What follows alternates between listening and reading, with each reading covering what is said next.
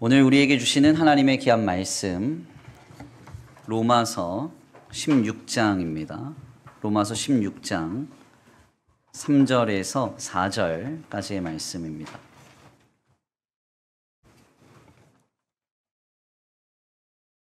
로마서 16장 3절에서 4절까지의 말씀 다 찾으신 줄 알고 다 같이 한 목소리로 함께 봉독합니다. 시작. 너희는 그리스도 예수 안에서 나의 동역자들인 브리스가와 아굴라에게 문안하라.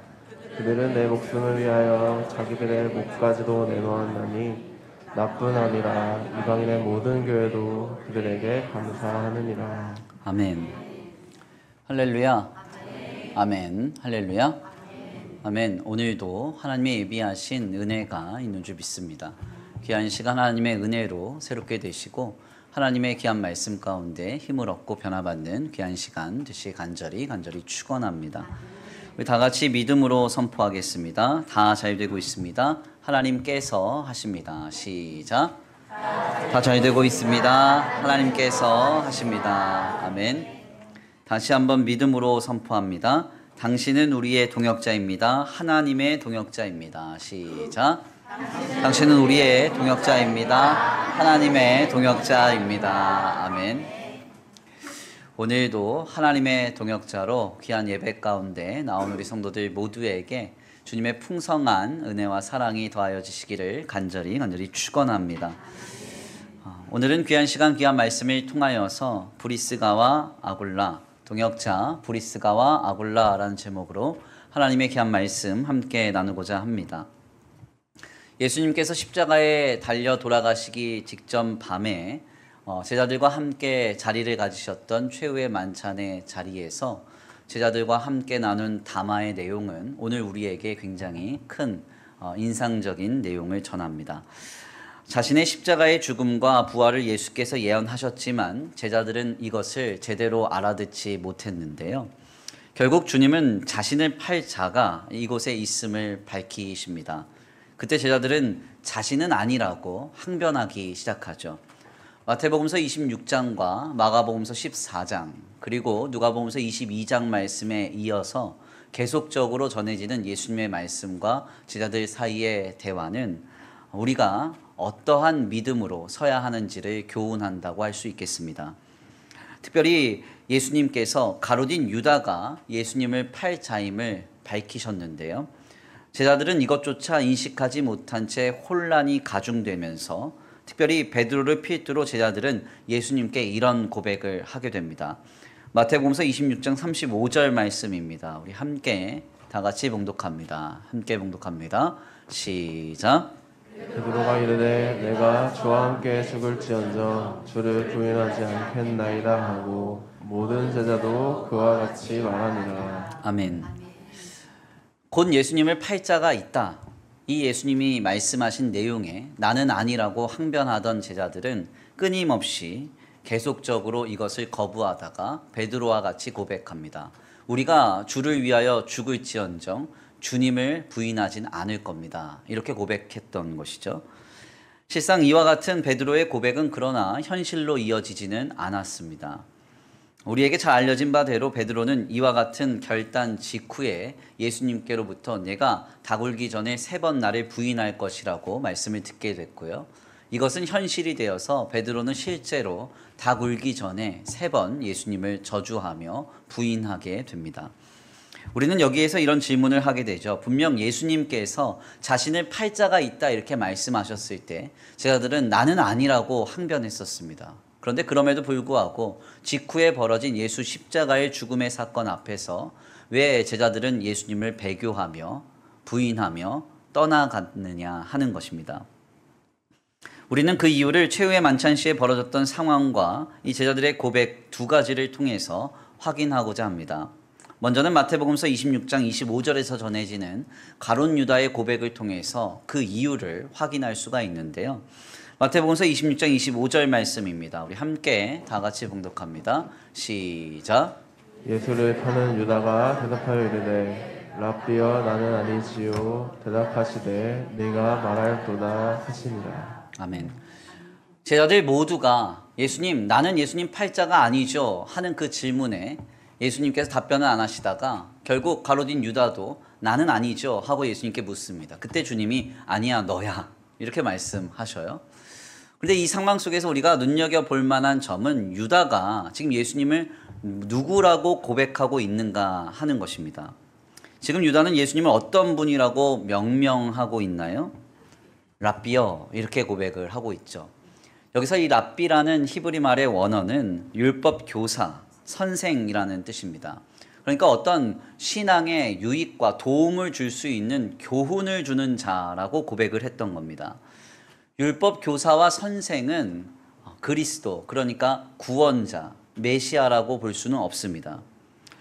우리가 유다의 믿음이 없음을 전제해 보다 하더라도 우리가 마태복음 16장의 베드로의 고백이 제자들 사이에 이미 들려졌음을 우리가 전제해 볼 때 유다는 예수님께 대하여서 적어도 헬라어로 퀴리오스, 주님이라고 고백할 법합니다. 그러나 유다는 그렇게 주님을 부르지 않고 예수님을 랍비, 율법 교사요, 선생으로 부르고 있는 것입니다. 이는 그가 예수님을 주님으로 신앙하지 않고 있다는 증거죠. 바로 이 가룟인 유다의 모습은 제자들의 모습의 대표성을 갖습니다. 단순한 율법 교사와 선생이 위기에 처할 때 자신의 인생을 걸고 목숨을 내어주는 사람은 그다지 많지 않습니다. 삶의 어떠한 유익과 윤리적이고 신앙적, 도덕적 어떤 교훈을 주는 자를 위해서 자신의 인생을 거는 사람 많지 않습니다. 그러나 메시아, 내 인생의 유일한 해답이고 내게 유일하게 구원을 줄 수 있는 분이라고 여겨지는 존재가 위기에 처한다면 이야기는 완전히 달라지는 것이죠. 오직 예수님만이 내 인생의 해답이고 그 예수님만이 나를 구원할 수 있는 유일한 존재임을 믿었다고 한다면 제자들은 예수 십자가의 죽음의 현장에서 자신의 생명을 바쳤을 것입니다. 그러나 제자들은 예수님을 단순한 랍비, 율법 교사, 선생 정도로만 인식하며 고백하고 있었던 것이죠. 또한 두 번째로 예수 십자가 앞에서 제자들이 실패한 연유는 누가복음서 22장을 통해서 전해지는 제자들의 모습을 통해서 확인할 수 있습니다. 누가복음서 22장 21절에서 24절인데요. 우리 함께 다 같이 봉독해 올려드립니다. 함께 봉독합니다. 시작. 그러나 보라 나를 파는 자의 손이 나와 함께 상 위에 있도다. 인자는 이미 작정된 대로 가거니와 그를 파는 그 사람에게는 화가 있으리로다 하시니 그들이 서로 묻되 우리 중에서 이 일을 행할 자가 누구일까 하더라. 또 그들 사이 중에 큰 다툼이 난지라. 아멘. 누가복음서 22장의 중반부 말씀은요, 우리에게 황당한 상황 하나를 전합니다. 제자들은 자신들 중에 예수님을 팔아 먹을 자가 있다는 사실을 듣고 나서 서로를 의심하기 시작하죠. 주님의 충격적인 선언 앞에서 굉장히 혼란스러운 그 순간, 이렇게 중요한 그 순간 제자들은 24절 말씀을 보니까 누가 크냐 하는 것으로 서로 다투고 있습니다. 실상 이 다툼의 주제는 공생의 내내 제자들 사이에 연이어졌던 것이었어요. 제자들은 예수님이 사역하시는 순간순간 서로를 견주어 보면서 누가 크냐 서로 다퉜습니다. 예수님이 왕좌에 오를 때 누가 그 우편에 앉겠느냐 이것 가지고 심히 다퉜습니다. 가족들까지 동원해서 다퉜습니다.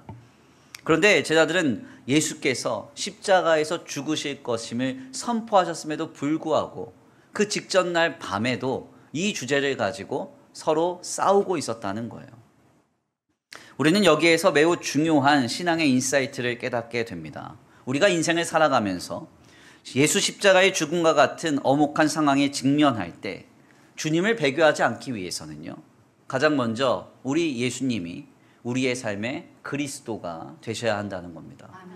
그리스도가 뭐예요? 우리의 삶의 문제를 해결할 유일한 문제 해결자, 우리의 인생의 유일한 해답, 유일한 구원이 예수님이 되어야 한다는 거예요.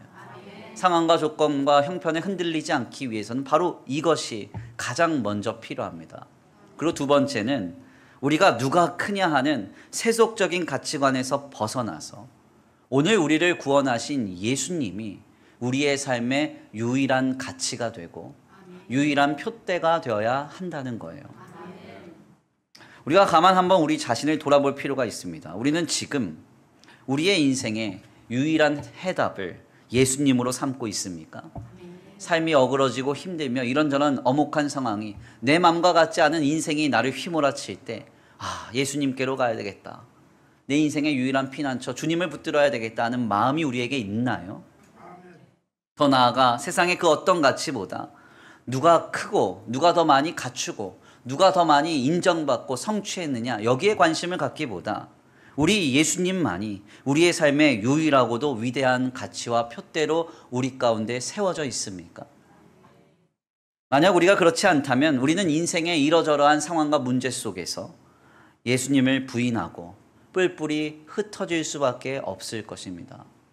그리스도의 죽음 앞에서 도망하였던 제자들의 모습이 오늘 우리의 모습이 될 수밖에 없다는 거예요. 오늘 본문의 말씀은 바로 이러한 관점에서 우리에게 큰 깨달음을 줍니다. 본문은 사도 바울이 자신의 사역의 첫 결실인 자매 베베를 로마에 있는 교회에 소개한 뒤에 또다시 한 부부를 소개하는 장면입니다. 오늘 본문 말씀 3절에서 4절인데요. 우리 함께 다 같이 봉독합니다. 3절에서 4절입니다. 시작. 너희는 그리스도 예수 안에서 나의 동역자들인 브리스가와 아굴라에게 문안하라. 그들은 내 목숨을 위하여 자기들의 목까지도 내놓았나니 나뿐 아니라 이방인의 모든 교회도 그들에게 감사하느니라. 아멘. 바울은 로마에 있는 교회와 성도들에게 브리스가와 아굴라라고 하는 부부를 설명하면서 중요한 설명 두 가지를 덧붙입니다. 먼저는 그들은 동역자였다는 것이고요. 두 번째는 이들은 바울을 위해서 자기 목숨을 내놓을 정도로 함께 사역했던 사람들이라는 겁니다. 이는 상당히 인상적인 설명이죠. 우리가 앞서 나눈 바대로 예수님과 함께 동거동락을 3년이나 했던 예수님의 제자들도 그리스도의 죽음 앞에서 주님을 배신하고 도망갔습니다. 그런데 브리스가와 아굴라는 바울을 위해서 자기 목숨을 내어주셨다는 거예요. 어떻게 이럴 수가 있을까요? 우리가 브리스가 혹은 브리스길라와 아굴라에 대한 배경적 설명은 사도행전 18장 말씀을 통해서 확인할 수 있습니다. 바울은 아덴이라고 하는 지역, 그러니까 그리스 지역을 떠나서 고린도 지역으로 가서 사역을 감당하기 시작하는데요. 그때 로마 황제인 글라우디오의 명에 의해서 로마에서 추방된 아굴라와 브리스가 부부를 만나게 됩니다. 바울은 그곳에서 열심히 사역을 하다가 대적하는 무리들로 인해서 감옥에 투옥될 뻔하는데요. 그래서 법정에 서게 돼요. 많은 고초를 당하죠. 그때 바로 이 바울의 모든 수발을 들었던 사람들이 바로 브리스가와 아굴라이고요. 결국 이곳에서 그가 쫓겨나서 추방을 당하게 되는데 그때 함께 짐을 싸서 그곳을 떠났던 부부가 바로 이 아굴라와 브리스가 부부입니다. 사실 우리에게는 브리스가 혹은 브리스길라와 아굴라 부부에 관해서 성경의 대부분의 증언이 아내인 브리스가가 이 아굴라 남편보다 앞서 증거가 되기 때문에 남편의 믿음보다 누구의 믿음이 더 좋았다? 아내의 믿음이 더 좋았다. 이런 해석이 익히 잘 알려져 있습니다. 사실 이와 같은 해석은 사실일 수도 있지만 그렇지 않을 수도 있어요. 왜냐하면 성경을 보면 이 두 사람의 순서의 증언이 엇갈리게 나타나기도 하기 때문입니다. 물론 거의 대부분의 성경에서는 아굴라 남편보다 아내가 먼저 브리스가가 먼저 증언이 되지만요. 고린도전서 16장 19절에서는 아굴라의 이름이 먼저 증언이 됩니다. 고린도전서 16장 19절인데요. 우리 함께 읽어볼까요? 함께 봉독합니다. 시작. 아시아의 교회들이 너희에게 문안하고 아굴라와 브리스가와 그 집에 있는 교회가 주 안에서 너희에게 간절히 문안하고. 아멘. 그러니까 고린도전서를 보면은 아굴라 남편의 이름이 먼저 증거가 됩니다. 그러니까 우리가 오늘 본문 말씀을 읽으면서 남편인 아굴라의 믿음이 더 좋았냐? 아니면 아내인 브리스길라의 믿음이 더 좋았냐? 이거 가지고 너무 관심을 가질 필요가 없습니다. 사실 믿음과 신앙이라는 것은 하나님만 평가하는 것이죠. 때때로는 아굴라의 믿음이 더 좋아 보이기도 하고요. 종종 이 아내, 그러니까 브리스가의 믿음이 더 좋아 보이기도 합니다. 목회자인 제 믿음이 좋아 보일 때도 있지만 때때로는 성도들이 더 성숙한 믿음을 보이기도 하죠. 네, 그렇죠. 그러니까 믿음과 신앙이라는 것은 하나님께서만 평가하는 겁니다. 저 사람 믿음이 좋으냐? 나보다 좋으냐? 이 사람 믿음이 더 좋으냐? 저 사람 믿음이 더 좋으냐? 우리가 평가하거나 해석할 게 아니라는 거예요. 아무튼 우리가 본문 말씀을 통해서 정말 궁금해야 할 점은 어떻게 브리스가와 아굴라가 바울을 위하여 목숨을 내어줄 정도로 동역할 수 있었는가 하는 겁니다. 여러분 가만 한번 생각해 보세요. 나는 이 사람을 위해서 목숨을 내어줄 수 있다. 이런 사람이 계신가요? 네. 아니면 이 사람은 나를 위해서 확실히 목숨을 내줄 거야 하는 사람이 있습니까? 표정들을 보니까 아무도 없어요. 네. 아마 거의 없을 거예요. 목숨을 내줄 정도로 사랑해서 결혼하셨죠. 1, 2, 3부 다 아멘이 없어요. 네, 아마 자녀를 위해서 목숨을 내주겠다는 부모는 있겠지만 그 외의 상황은 거의 전무할 겁니다. 브리스가와 아굴라는 바울과 아무런 상관이 없는 사람이에요. 혈연, 지연 없습니다. 더군다나 그들의 아들이 바울도 아니에요. 네. 그럼에도 불구하고 이 브리스가와 아굴라는 바울을 위하여 목숨을 내놓고 함께 동역했다고 성경이 말합니다. 어떻게 이것이 가능하겠습니까? 그 이유는 다시 한번 설교의 서두를 통해서 우리가 확인할 수 있죠. 바울도 아굴라도 브리스가도 예수를 그리스도로 삼는 인생이었어요. 예수 그리스도라고 하는 같은 가치, 같은 표대를 가지고 달려가는 인생이었기 때문에 그들은 자신의 목숨을 걸고 함께 동역하는 아름다운 관계를 이루게 된 것입니다. 인간은 같은 가치와 같은 표대가 있을 때 자신의 인생, 즉 목숨을 겁니다. 우리에게는 아웃라이어라는 책으로 잘 알려진 말콤 그래드웰이 쓴 다윗과 골리앗이라는 책이 있어요. 이 책의 핵심 요지는 약자가 어떻게 강자를 이길 것인가 하는 내용을 주로 다룹니다. 특별히 그는 그 내용 속에서 작은 중소기업, 즉 그러니까 스타트업과 같은 그 작은 기업이요, 어떻게 대기업과 싸워서 인재를 얻을 것인가에 대한 해답을 이렇게 제시합니다. 비전을 공유해야 된다고. 작은 기업이, 스타트업 기업이 인재를 얻으려고 대기업과 같은 연봉을 제시하고 복리후생을 제시한다고 인재가 그곳에 오지 않는다는 거예요. 이렇게 싸워서는 결코 인재를 얻을 수 없대요. 어떻게 해야 되느냐? 비전을 공유해야 된대요. 이 기업을 통해서 어떤 가치를 이뤄갈지, 어떤 세상의 변화를 이뤄갈지, 그리고 내가 이 일에 참여하는 것이 얼마나 값진 일인지를 보여줘야 된다는 겁니다. 이런 식으로 해야 인재를 얻을 수 있다는 것이죠. 사람은 어떤 이상적인 가치와 비전을 함께 바라볼 때 그것에 참여하여서 자신의 인생을 겁니다.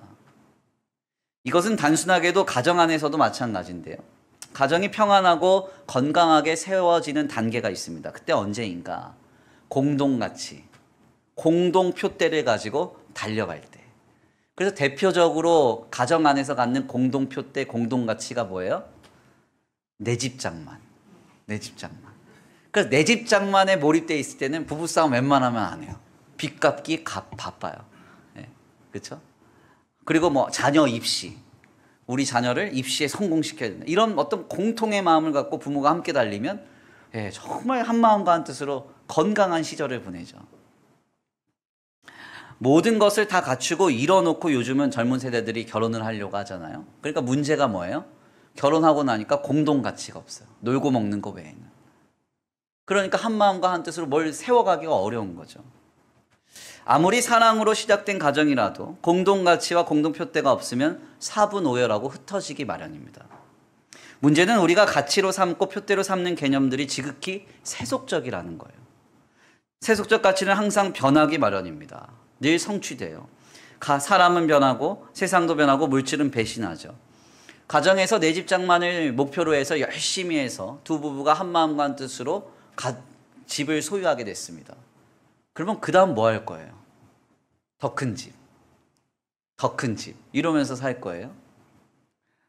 아이의 성공적 입시만을 바라보면서 뒷바라지하던 부부가 아이가 입시에 성공하고 이제 독립해서 나가버립니다. 그러면 어떻게 될까요? 표대를 잃었죠. 표대 잃은 배는 방황하기 마련이죠. 그래서 40 먹어, 50 먹어 갑자기 사춘기가 찾아와가지고 그런 거 아닙니까? 결국 우리에게 진정으로 필요한 것은 영원히 변하지 않는 가치여야 된다는 거예요. 영원히 변하지 않는 표대여야 된다는 거죠. 주님 앞에 서는 그날까지 정진해 나아가야 하는 방향성이어야 된다는 거예요. 그게 무엇이냐? 바로 예수님. 우리를 구원한 예수님밖에 없습니다. 하나님께서 죄와 사망의 비참에서 우리를 건져주시기 위해서 자기 아들을 아끼지 아니하시고 십자가의 죽음으로 내어주신 그 예수님이 우리의 삶의 유일한 가치가 되고 우리가 달려가야 할 유일한 표대가 되어야 한다는 것이죠. 집은요, 열심히 돈 벌면 어느 정도 소유하실 수 있을 거예요. 예, 집 없는 분들한테 상처 주려고 하는 말은 아닙니다. 예, 저도 없기 때문에 할 수 있는 말이죠. 예, 그렇지만 예수님을 증거하고 우리 예수님을 나타내는 일은 우리가 주님 앞에 서는 그날까지 변하지 않고 감당할 수 있는 일이에요. 예수님이 기뻐하시는 삶, 나를 구원하신 하나님이 원하시는 삶을 감당하는 그 일은 우리가 죽을 때까지 정진해도 부족하지 않은 그런 표대가 된다는 거예요. 이렇게 실상 예수님이라는 같은 가치와 표대를 향해서 함께 나아간다고 하는 것이 얼마나 중요한지 모릅니다. 우리의 가정에 예수님이라는 공동의 표대와 공동의 방향과 공동의 가치가 세워지길 간절히 축원합니다. 실상 예수님이라는 같은 가치와 표대를 향해서 함께 나아갈 동역자가 있다는 것 얼마나 축복인지 몰라요. 어떤 권사님이 제게 그랬습니다. 우리 교회에 보니까 장로님 부부도 많고 권사님 부부도 많고 집사님 부부도 많은데 보면 부러워 죽겠다는 거예요. 자기는 혼자 신앙생활하는 게 얼마나 힘든데 그거 안에서 막 씨름하고 있는데 보니까 함께 신앙생활하는 게 얼마나 부러운지 모르겠대요. 이번에 전교인 수련회에 참여한 어느 청년 형제가요, 교회 안에 가족 공동체가 많은 것을 보고 너무 큰 감동을 받았답니다. 그래서 집에 돌아가자마자 믿지 않는 어머니와 아버지에게 전도를 했대요. 교회 가자고. 그랬더니 아버지가 이렇게 답했대요. 안 가. 이렇게 답했대요. 제가 그 얘기를 듣고 너무 마음이 아팠어요. 네. 저는 이런 이야기를 들을 때면 25년 만에 교회에 출석하기 시작한 저희 아버지가 떠오릅니다. 네. 그러면서 소망이 생겨요. 우리 청년의 가정도, 우리 아직 돌아오지 않는 우리 가정의 많은 일원들도 예수 복음으로 속히 돌아오기를 소망하며 기도합니다. 하지만 우리의 가정에 예수 복음으로 아직 인가 기도가 이루어지지 않았다 하더라도요, 주님은 우리에게 수원 천성교회라고 하는 공동체를 허락하셨어요. 우리는 지금 사람 때문에 모인 거 아니잖아요. 어떤 내 이기와 목적을 성취하려고 이곳에 온 게 아니잖아요. 나를 구원하신 예수님이라는 공동의 가치와 공동의 표대와 그 신앙 안에서 모인 것 아닙니까? 바울에게도 이런 사람들이 곳곳에 있었습니다. 우리는 16장의 말씀을 통해서 바울의 동역자들을 발견하게 되죠. 이들은 바울이 감당한 사역의 결실들이었습니다. 특별히 동역자라고 명명된 브리스길라와 아굴라, 그리고 우르바노와 디모데를 제외하고도 로마서 16장의 말씀에 전해지는 수많은 모든 사람들은 다 바울의 동역자들이었어요. 바울은 평생 독신이었습니다. 얼마나 그가 힘들고 외롭고 고독했겠습니까? 그러나 한 번도 어떤 서신서에서도 그는 고독하다, 힘들다, 외롭다 말하지 않아요. 평생을 독신으로 살아가면서 하나님 앞에 신실하게 사도의 사명을 감당했던 바울에게 이 동역자들이 위로를 준 것이죠. 소망을 준 거예요. 힘을 준 것입니다. 우리 교회도 서로에게 이와 같은 동역이 이루어지기를 간절히 축원합니다. 그렇다면 우리는 여기에서 이런 질문을 하게 되죠. 우리는 어떻게 바울처럼, 브리스가와 아굴라처럼 예수를 그리스도로 신앙하며 그 주님 안에서 공동의 가치와 공동의 표대를 이루며 함께 주님 안에 동역해 살아갈 것인가? 항상 이 어떻게가 중요합니다. 우리는 이 단계를 크게 세 단계로서 고찰해 볼 수 있어요. 먼저 첫 번째, 지금 나를 사로잡고 있는 가치가 무엇인지를 정확하게 그리고 정직하게 진단해야 합니다. 두 번째는 내 삶의 가치를 나를 구원하신 예수로 삼고 삶의 모든 상황을 예수로 해석해야 된다.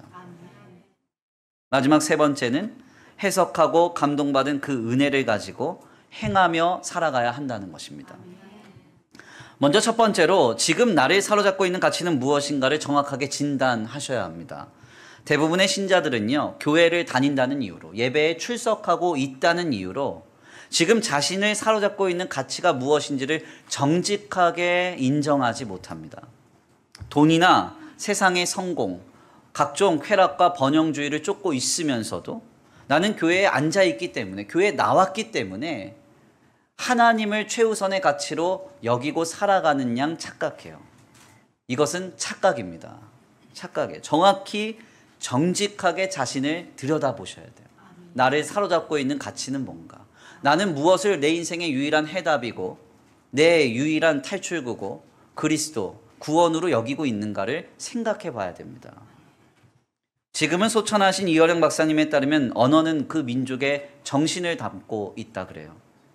우리나라의 언어를 들여다보면 우리나라 사람들에게 가장 중요한 것은 먹는 거랍니다. 먹는 거.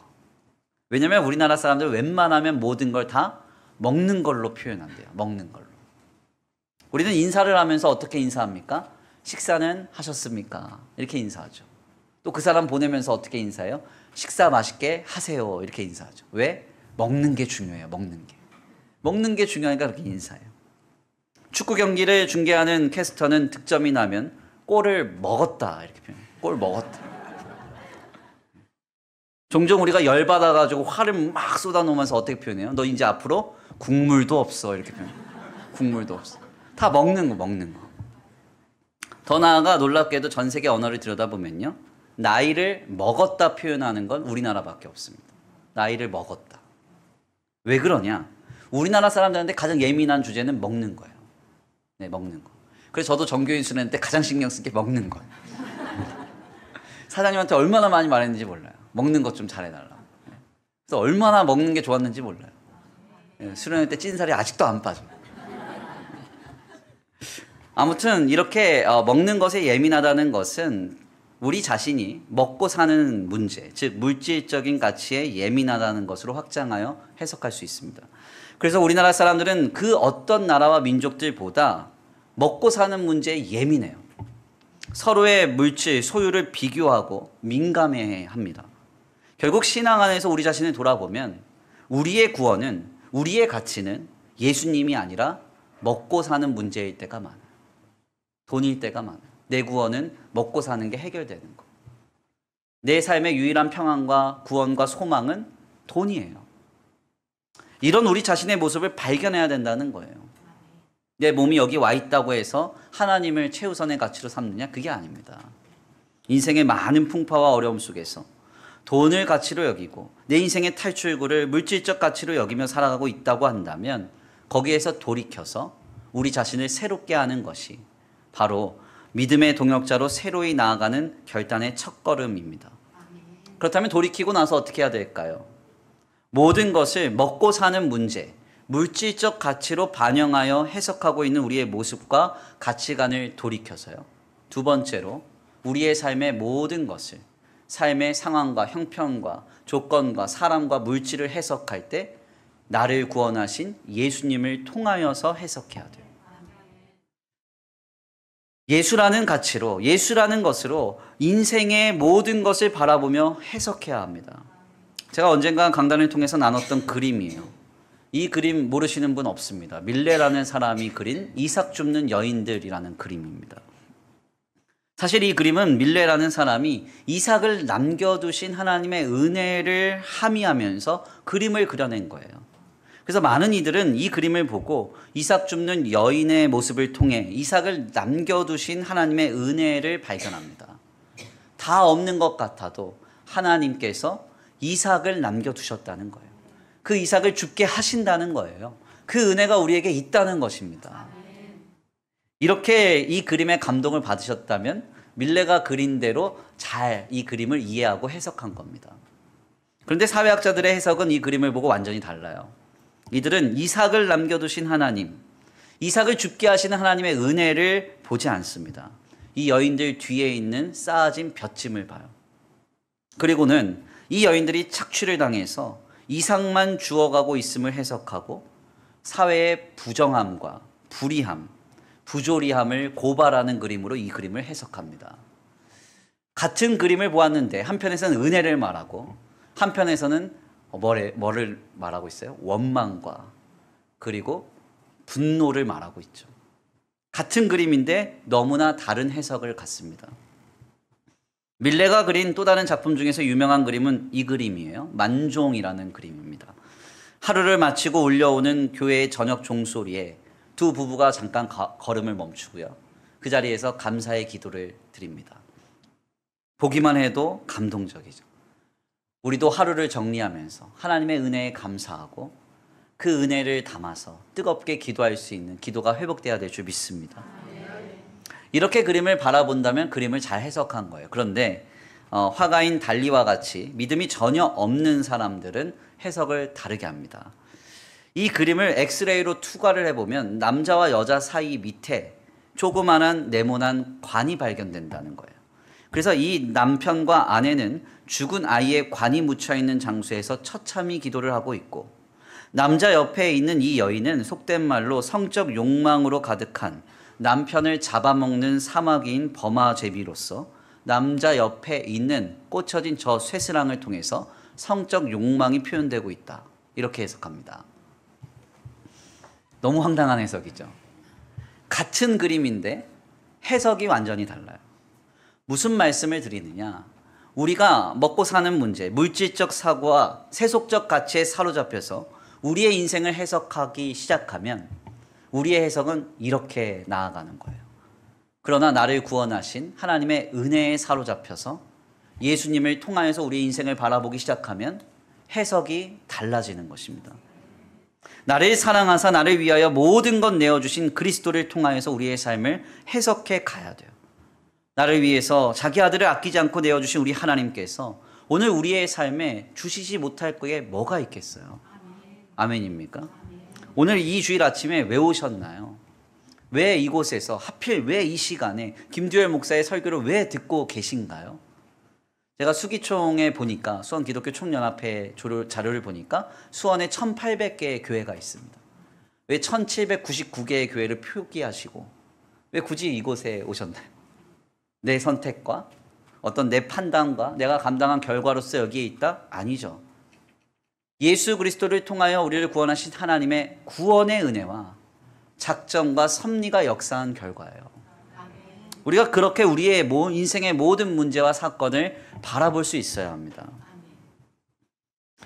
모든 순간에 예수 그리스도를 통한 하나님의 구원의 작정 그리고 섭리가 있음을 전제하고 주님을 통하여서 해석하며 바라볼 때 우리의 인생의 해석이 바뀌어요. 그러면 어떻게 해야 됩니까? 여기서 더 나아가 세 번째, 그 달라진 해석과 감동을 가지고 말하며 행하며 살아가야 됩니다. 느끼고 깨달은 것에만 그치면 안 돼요. 행할 때 역사가 일어나는 겁니다. 브리스가와 아굴라가 바울이 고난을 당하고 지역에서 쫓겨나게 되었을 때 그와 함께 짐을 싸고 떠났던 것처럼 하나님이 감동 주셨으면, 색다른 해석으로 내게 은혜 주셨으면 그 은혜를 가지고 말하며 행하며 살아가야 된다는 거예요. 이스라엘 백성들이 가나안 땅에 입성하는 그 장면은요, 주님의 구원의 서정으로 은유되고 또 상징되곤 합니다. 그러니까 출애굽, 그러니까 애굽에서 종살이했던 때는 죄와 사망의 비참 가운데 있었던 우리이고, 10가지 재앙의 마지막 유월절 어린 양의 피로 죽음의 사자가 넘어가는 것을 예수 그리스도의 보혈의 피로 우리가 구원받는 것이고, 그래서 구원받은 우리가 광야 40년, 광야와 같은 세상을 유리하다가 어디로 가요? 하나님의 약속의 땅, 영원한 하나님의 나라, 영원한 생명에 이르게 된다는 것이죠. 그런데 이스라엘 백성들이 이 가나안 땅에 들어가는 그 순간의 기록이 매우 인상적입니다. 여호수아서 3장 13절에서 17절까지 한번 읽어보겠는데요. 여호수아서 3장 13절부터 읽습니다. 13절 시작. 온 땅의 주 여호와의 게르멜 제사장들의 발바닥이 요단물 곧 위에서부터 흘러내리는 물이 끊어지고 한 곳에 쌓여 서리라. 백성이 요단을 건너려고 자기들의 장막을 떠날 때에 제사장들은 언약궤를 메고 백성 앞에서 나아가니라. 요단이 곡식 거두는 시기에는 항상 언덕에 넘치더라. 궤를 맨 자들이 요단에 이르며 궤를 맨 제사장들의 발이 물가에 잠기자 곧 위에서부터 흘러내리던 물이 그쳐서 사르단에서 가까운 매우 멀리 있는 아담성읍 변두리에 일어나 한 곳에 쌓이고 아라바의 바다 염해로 향하여 흘러가는 물은 온전히 끊어짐에 백성이 여리고 앞에로 바로 건너갔대. 여호와의 언약궤를 맨 제사장들은 요단 가운데 마른 땅에 굳게 섰고 그 모든 백성이 요단을 건너기를 마칠 때까지 모든 이스라엘은 그 마른 땅으로 건너갔더라. 아멘. 말씀에 따르면 이스라엘 백성들이 하나님의 약속의 땅 가나안에 입성할 때, 들어갈 때요, 어떤 일이 있었냐면 주님이 그러니까 언약궤라고 하는 주님의 돌을 메고 요단강에 너희가 발을 담그라는 거예요. 그러니까 갈라진 갈라진 땅을 주님이 걸어라 이랬던 게 아닙니다. 이 요단은 그때 곡식을 거두는 철이라 우기라서 굉장히 깊이가 깊었다고 성경에 기록이 되고 있어요.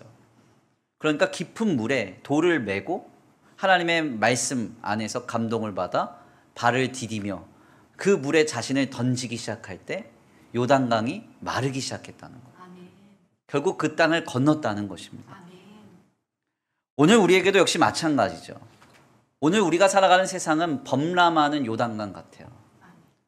매우 우리를 휩쓸고 끌려가려고 합니다. 넘어뜨리려고 합니다. 미혹하려고 해요. 그때 어떻게 해야 돼요? 주님이 우리에게 주신 감동, 은혜를 가지고 담대하게 행하며 나아갈 때 요단은 마르기 시작하는 거예요. 하나님의 역사가 보여지기 시작하는 것입니다. 가장 먼저 우리가 기억해야 됩니다. 오늘 우리는 무엇을 우리의 인생의 해답이요 가치로 삼고 있는가? 오직 나를 구원한 예수님으로 우리의 삶의 모든 상황과 조건과 형편을 해석해 가시길 간절히 축원합니다. 그리고 주님이 주신 그 감동을 가지고 담대히 말하며 행하며 살아갈 때 하나님의 역사가 우리 가운데 이르게 될 줄 믿습니다. 이 동역자의 아름다운 인생 살아갈 수 있는 저와 우리 성도들 모두가 되시기를 간절히 축원합니다. 귀한 말씀의 결론을 맺겠습니다. 우리는 오늘 본문 말씀을 통하여서 바울을 위하여 목숨을 내어줄 정도로 신실했던 동역자 브리스가와 아굴라를 발견하게 됩니다. 이들은 바울과 어떤 친분이 있었기 때문에, 애정이 있었기 때문에 그를 위해서 목숨을 내어준 것이 아닙니다. 우리를 구원하신 예수 그리스도를 오직 그의 인생의 유일한 해답이요 가치로 삼았기 때문에, 예수님이라는 같은 가치와 표대가 있었기 때문에 바울을 위해서 목숨을 내어주는 동역자가 될 수 있었던 겁니다. 오늘 우리 역시도 예수라는 같은 가치, 같은 어떤 표대, 예수님을 그리스도로 삼는 같은 신앙으로 이곳에 모여 있습니다. 사람 때문에 모인 거 아니죠. 네, 어떤 목적과 어떤 이기를 성취하기 위해 우리가 이곳에 온 것 아닙니다. 예수님이 우리의 삶의 그리스도이기 때문에 그 예수님이 주시는 은혜와 사랑 안에서 우리가 모인 줄 믿습니다. 지금 나를 사로잡고 있는 가치가 무엇인지를 정확하게 그리고 정직하게 진단하십시오. 그리고 오직 나를 구원하신 예수님을 통하여서 삶의 모든 상황을 해석해 가시기를 바랍니다. 그리고 더 나아가 지금 주님이 주신 그 은혜와 감동, 새로운 해석을 가지고 담대히 말하며 행하며 살아가시길 간절히 축원합니다. 그래서 우리 서로가 믿음 안에서, 주님 안에서 바울과 브리스가 그리고 아굴라와 같은 주님의 동역자로 설 수 있게 되기를 간절히 축원합니다. 우리 이 시간 귀한 말씀 붙잡고 함께 기도하겠습니다. 찬양의 가사를 생각하시면서 함께 고백하게 했는데요. 슬픈 마음 있는 자, 몸과 영혼 병든 자, 누구든지 부르시오, 예수 이름 부르시오. 찬양하며 나아가겠습니다.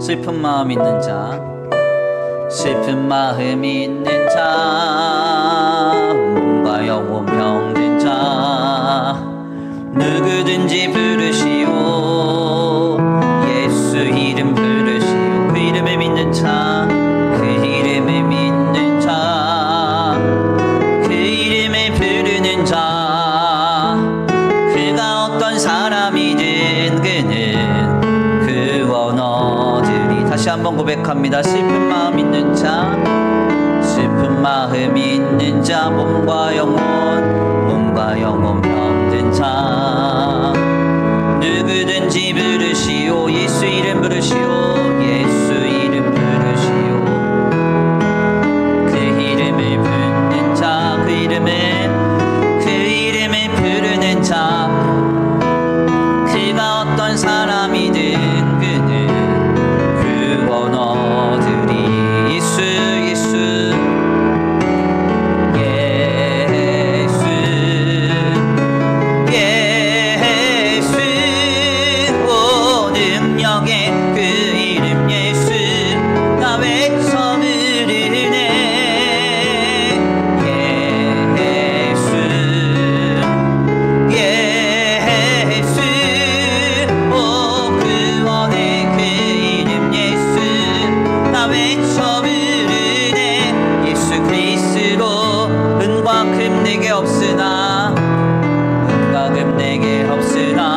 가진 것 너에게 주니 능력의 이름 예수라 그 이름을 붙드시오 아멘 그 이름을 믿는 자 그 이름을 외치는 자 그가 어떤 사람이든 그는 주의 영광 보리라 아멘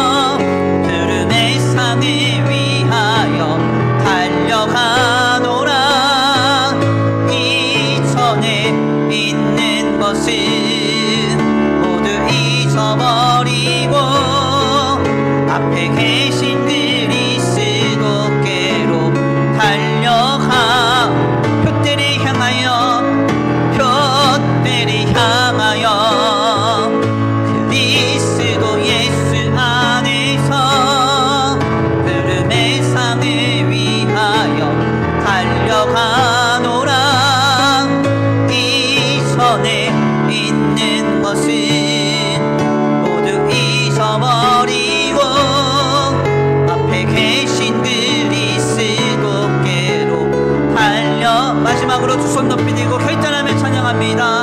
표대를 향하여 그리스도 예수 안에서 구름의 상을 위하여 달려가노라.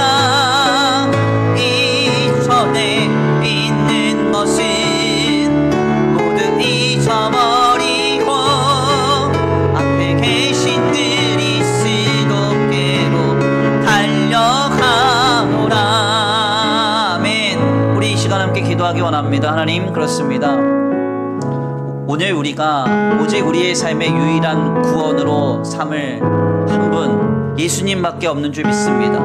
내 삶의 유일한 해답이요 유일한 구원으로 예수님을 붙잡고 예수님이라는 가치를 향하여, 예수님을 향하여 우리의 삶을 세워갈 수 있게 하여 주시옵소서.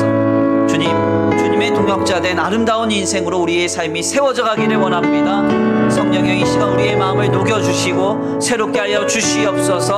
우리 다같이 하나님의 은혜를 구하며 기도하며 나아가겠습니다. 기도합니다. 사랑과 은혜가 많으신 하나님, 감사합니다. 오늘 귀한 시간, 귀한 자리로 주님 앞에 나와 하나님의 귀한 말씀을 상고하게 하시니 감사합니다. 주님 주님 그렇습니다.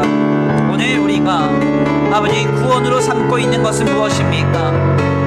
먹고 사는 문제 앞에서, 아버지 물질 앞에서, 돈 앞에서 아버지 우리가 그것을 구원으로 여기며 살아가고 있다고 한다면 이 시간 성령으로 우리의 마음을 새롭게 하시고 거부할 수 없는 압도적인 은혜로 우리의 심령을 깨트려 주셔서 주님, 나를 구원하신 예수님만을 우리의 삶의 유일한 그리스도로, 나의 유일한 구원으로 여기며 오직 예수님 붙잡고 살아갈 수 있는 우리의 믿음이 되게 하여 주시옵소서. 주님, 이 시간 우리 가운데 역사하실 줄 믿습니다.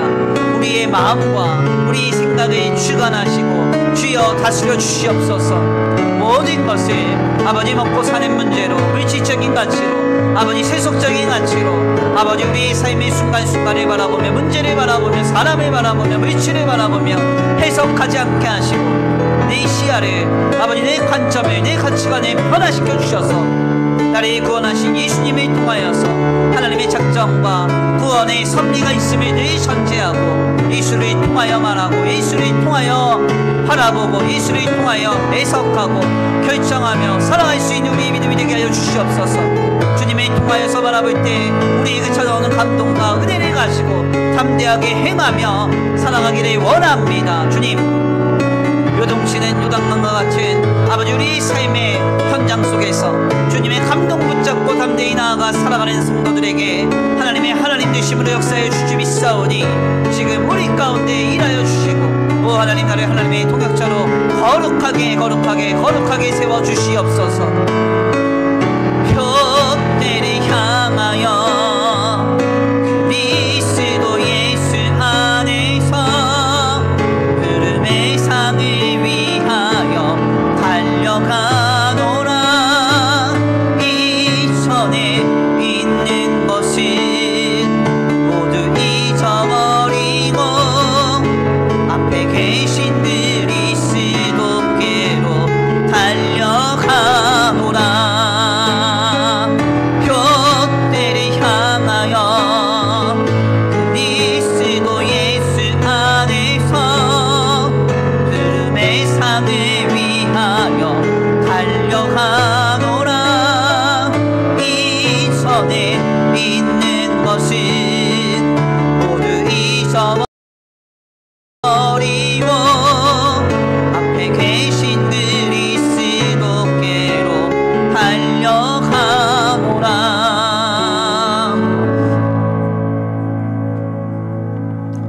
사랑과 은혜가 많으신 하나님 감사합니다. 오늘 귀한 시간, 귀한 자리로 주님 인도하여 주셔서 하나님의 귀한 말씀을 상고하며 깨닫게 하시니 감사합니다. 주님 그렇습니다. 오늘 우리의 삶의 유일한 해답, 예수님밖에 없는 줄 믿습니다.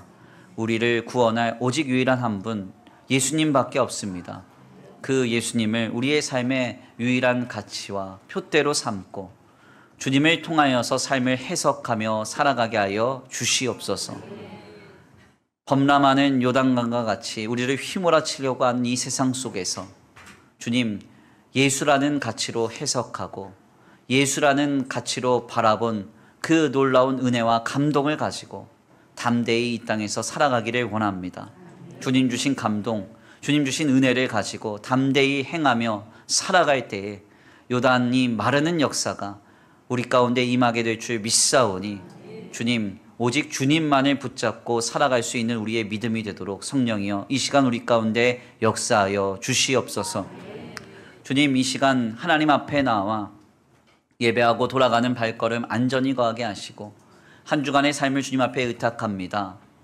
아버지, 주님을 오직 그리스도로 삼아 하나님을 향하여서 주님을 통하여 모든 것을 해석하며 살아가는 성도들의 발걸음 위에 복의 복을 더하여 주시옵시고 하나님의 하나님 되심으로 크게 역사하사 주님의 동역자로서 신실하게 쓰임받는 복된 한 주간 되도록 역사하여 주시옵소서. 이 시간 하나님 앞에 귀한 예물 올려드립니다. 주님, 쓸 것을 쓰지 아니하고 우리에게 모든 것 공급하시고 허락하시며 구원하신 하나님께 은혜로 반응하여 귀한 예물 올려드립니다.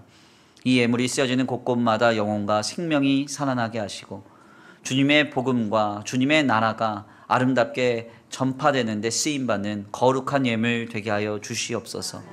들여진 손길 위에 복의 복을 더하사 하늘의 신령한 복과 땅의 기름진 복으로 차고 흔들어 넘치도록 더하여 주시옵시고 세상과 사람에게 영향받지 아니하고 하나님께서 활로를 열어주사 주님께로부터 공급되는 복된 역사가 30배, 60배, 100배로 결실하게 하여 주시옵소서.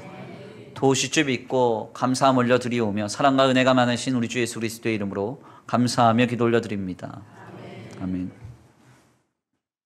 이제는 우리 주 예수 그리스도의 은혜와 성부 하나님의 극진하신 사랑하심과 성령 하나님의 내주교통하심이 오직 예수님만을 우리의 삶의 유일한 그리스도로 삼아 주님을 통하여서 모든 삶의 여정을 해석하며 오직 주님만을 붙잡고 살아가기로 결단하는 모든 성도들 머리머리 위에 이제로부터 영원토록 함께 있을지어다.